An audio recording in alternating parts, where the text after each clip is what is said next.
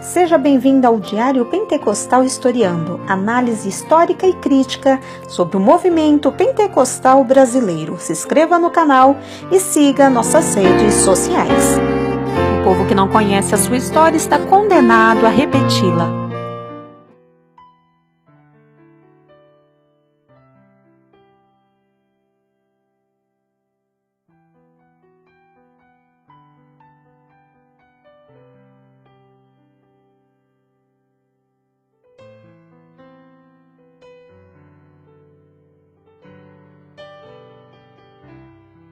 No século XVI, um grupo majoritariamente composto por clérigos e leigos teve o ideal de purificar a igreja, o que lhes rendeu o título de puritanos. Acerca deste movimento, Keynes diz que os puritanos entendiam que muitos trapos do papado continuavam na igreja anglicana e queriam purificá-la de acordo com a Bíblia, aceita por eles como regra infalível de fé e prática. Por isso, receberam a alcunha de puritanos a partir de 1560.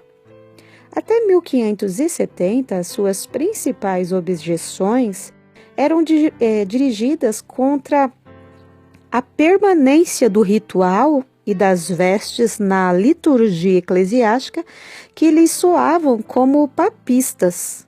Eles se opunham à guarda dos dias santos, à absolvição clerical, ao sinal da cruz, à presença de padrinhos no batismo, ao ajoelhar-se na hora da ceia e ao uso do sobrepeles pelos ministros. Também deploravam a observância relaxada do domingo por parte dos anglicanos. De modo geral, reformar era para eles sinônimo de purificar a igreja dos vestígios da religiosidade romanizada.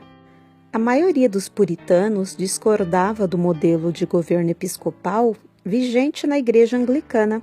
Contudo, esse assunto deu margem para duas tendências no puritanismo. De um lado, havia os que defendiam que as congregações locais fossem organizadas em federações, adotando um regime representativo de anciões e presbíteros eleitos pela comunidade dos fiéis. Thomas Cartwright, teólogo de Cambridge, foi um dos grandes expoentes na concepção eclesial presbiteriana na Inglaterra. Ele propunha uma reforma da teologia, também da eclesiologia, fundamentada no modelo que Calvino implantou na cidade de Genebra. Para Cartwright e os seus seguidores, o governo da igreja deveria estar sob o controle de um presbítero com funções estritamente espirituais. Por outro lado, havia uma ala mais radical que propugnava o rompimento com o establishment. Essa ala puritana tornou-se conhecida como separatistas. Eles entendiam que o modelo de igreja do Novo Testamento correspondia ao conjunto de indivíduos que voluntariamente se reuniam em nível local para ouvir e aprender o Evangelho, cultuar e participar dos sacramentos. Tudo isto através de um pacto eclesiástico pelo qual os separatistas se vinculavam em lealdade a Cristo e uns aos outros à parte da igreja oficial. Por volta de 1567, o clérigo Richard Fitz e um grupo de cristãos londrinos foram os primeiros de que se tem registro histórico a se organizarem, realizando cultos fora da igreja anglicana e instaurando um modelo de administração eclesiástica diferente do episcopal, que seria conhecido mais tarde como congregacionalismo. Um outro proponente do separatismo foi Robert Brown. Em torno de 1580, ele reuniu um grupo em Norwich por meio de um pacto eclesiástico.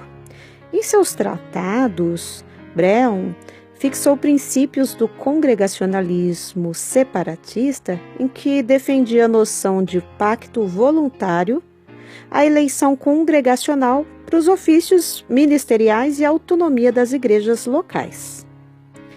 E segundo Mendonça, em 1984, esses pequenos grupos, embora fossem mais radicais, não chegaram a exercer grande influência naquele momento histórico.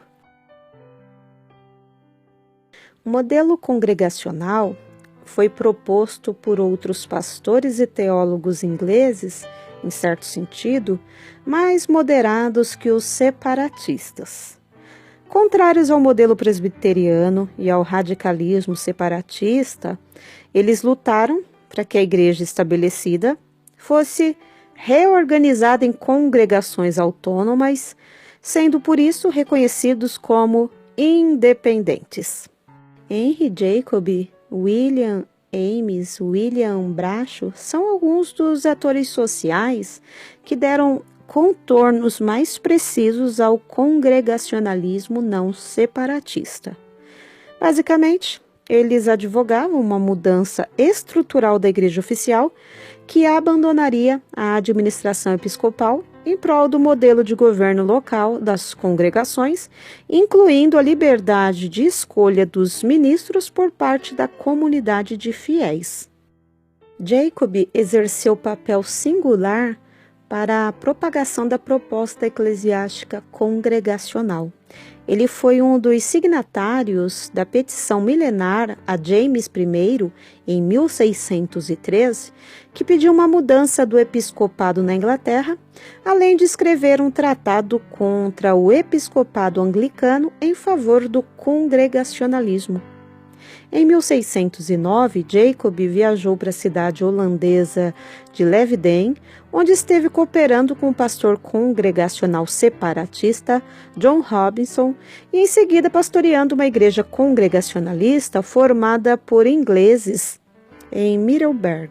De volta à Inglaterra, por volta de 1616, Jacob procurou formar uma comunidade em torno dos princípios congregacionais por ele defendidos.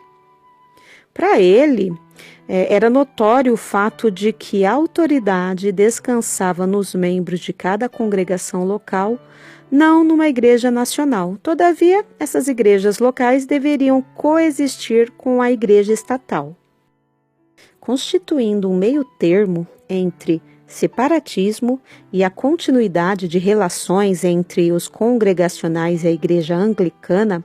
A congregação de Southwark se reunia em casas particulares, havendo ao mesmo tempo liberdade para os fiéis frequentarem e comungarem nas paróquias anglicanas, de modo que estes semi-separatistas não rejeitavam completamente a autoridade da igreja anglicana, mas acentuavam que outras congregações independentes, como a deles, com status igual à igreja dominante, poderiam coexistir fora do controle da igreja oficial do país.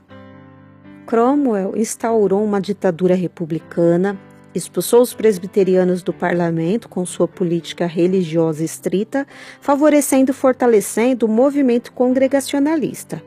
Assim, em 1658, congregacionais independentes e separatistas se reuniram para formular a Declaração de Savoy, fundada sob o alicerce da teologia reformada da Confissão de Fé de Westminster e com uma revisão em termos de eclesiologia.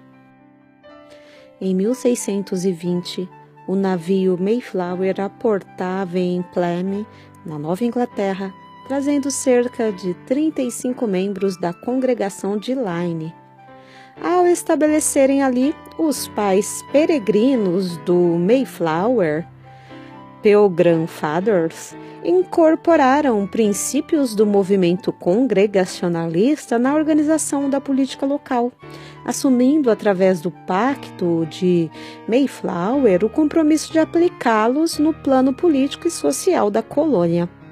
Na década de 1620 e 1630, o congregacionalismo exerceu tamanha influência entre os colonos norte-americanos que a maioria das comunidades puritanas adotou a política eclesiástica congregacional em detrimento do presbiterianismo e do modelo episcopal anglicano. Por volta do século XIX, as igrejas congregacionais norte-americanas afastaram-se dos fundamentos teológicos e referidos ao modelo de política eclesiástica seguida pelo movimento congregacionalista inglês.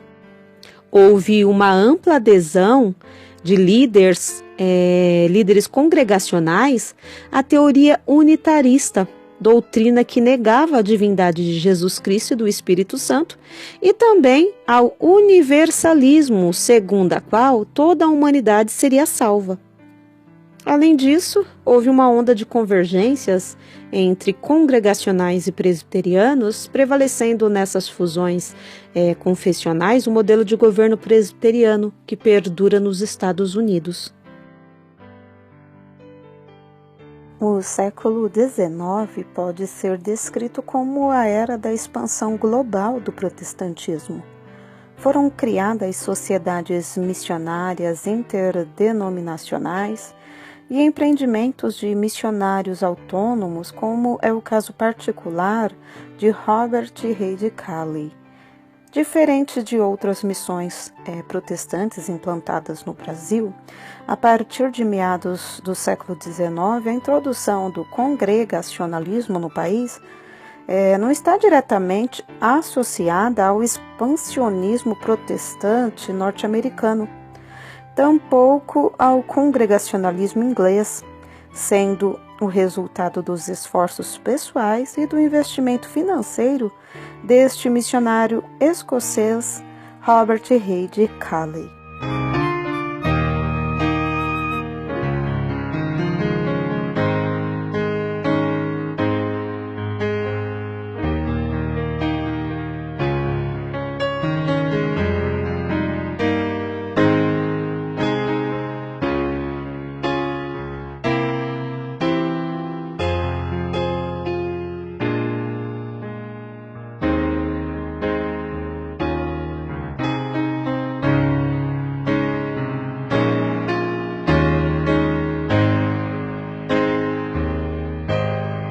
Porque nada podemos contra a verdade, senão pela verdade. Segunda carta aos Coríntios 13:8.